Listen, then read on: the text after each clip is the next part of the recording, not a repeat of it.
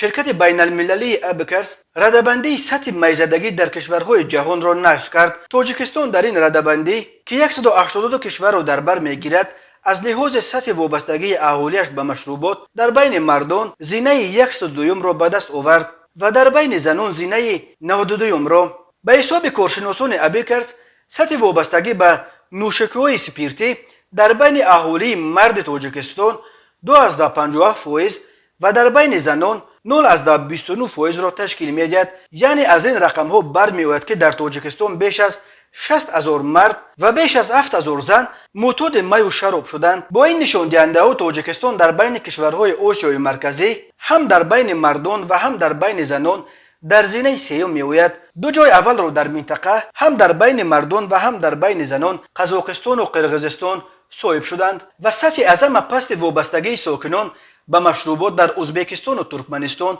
مشاهده شده است. قزاقستان در بین مردان در سراسر جهان نیز از کشورهای پیشرفت دانسته شده با حساب 9.52% سطح وابستگی اهالی مردش به نوشاکی‌های سپیرتی در جهان در مقام 11 جای گرفته است.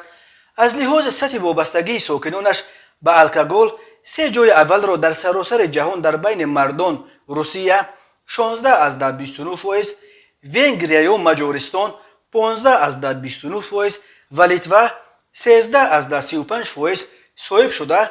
در بین زنان استرالیا 2.61%، روسیه 2.58% و کلمبیا 2.55% پیشرفت بودند. بر اساس این امور در روسیه تقریبا 5 میلیون مرد و حدود 700,000 زن وابسته عرق و شراب یعنی میزده بودند، ولی معلوم می شود که در دنیا 3 کشوری هم است که یگان میزده ندارند. سطح وابستگی به مشروبات در 3 کشور خرد جزیره منطقه اقیانوسیا، پالاو، جزیره های مارشال و سامائو در ردبندی 0.00% برآورد شده است.